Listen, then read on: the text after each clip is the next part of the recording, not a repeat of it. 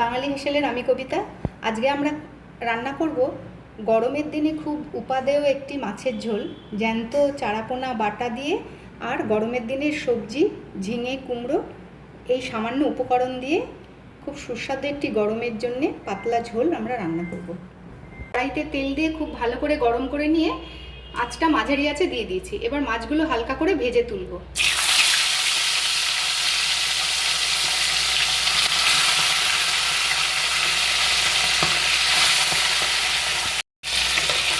খুব বেশি ভাজবো না, মাছটা আমি হালকাই ভেজে নেব। হালকা গোল্ডেন ব্রাউন এক পিঠ হয়েছে, আর এক পিঠের জন্য আমি ভাজা উল্টে দিলাম না।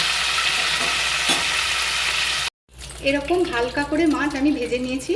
কেউ যদি মনে করেন হালকা খেতে পারেন না, তাহলে একটু কড়া করে নেবেন, কিন্তু এই রান্নাটা হালকা ভাজাতেই বেশি ভালো লাগে। সব মাছ ভেজে নিয়ে কড়াইয়ের তেল অল্প করে দিয়ে, আবার খুব সামান্য তেল লাগে, আমি এখানে খুব অল্প তেল দিয়েছি, 1 টেবিল চামচেরও কম হবে একটু। এখানে আমি এবার কালো জিরে আর কাঁচা লঙ্কা সম্বাদ দেব। খুব অল্প কালো জিরে দিয়ে দিলাম, দিয়ে দিচ্ছি কেটে রাখা কাঁচা লঙ্কাটা।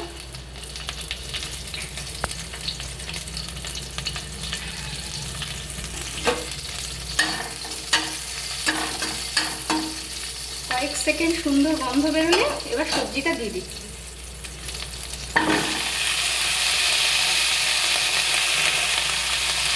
এর সাথে দিচ্ছি স্বাদ মতন নুন,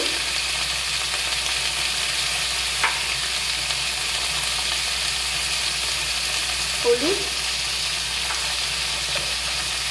যেহেতু কাঁচা লঙ্কায় রান্না হবে, রান্না হলে পরে দেখতে একটু সাদা লাগে, তাই দিচ্ছি সুন্দর রঙের জন্য অল্প কাশ্মীরি লঙ্কার গুঁড়ো।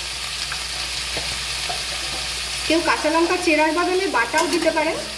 এবার ভালো করে সবজিটাকে কষিয়ে নেব।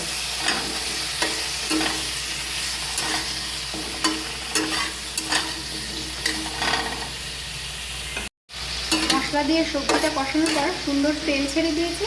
এবার সবজি সিদ্ধ হওয়ার জন্যে পরিমাণ মতন জল দিয়ে দিয়ে ঢাকা দিয়ে দেবো। মাঝারি আছে আমি ঢাকা দিয়ে দিলাম।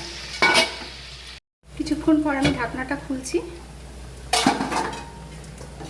সবজিগুলো কিন্তু খুব সুন্দর সিদ্ধ হয়ে গেছে। এবার আমি এর ভেতরে ভেজে রাখা মাছটা দিয়ে দেবো।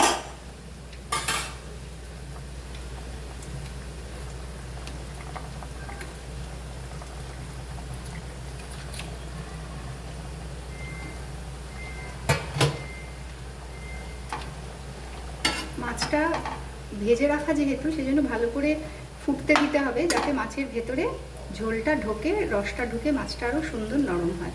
আমি আবার ঢাকা দিয়ে দিচ্ছি কিছুক্ষণ রান্না করার জন্য। মিনিট 5 পর আমি ঢাকনাটা খুলছি। অল্প তেলে রান্না করেছি, তাও কিন্তু তেলটা একদম উপরে ভেসে উঠেছে। সব কিছু সুন্দর সিদ্ধ হয়ে রান্না হয়েছে। এবার আমরা গ্যাসটাকে বন্ধ করে দিচ্ছি।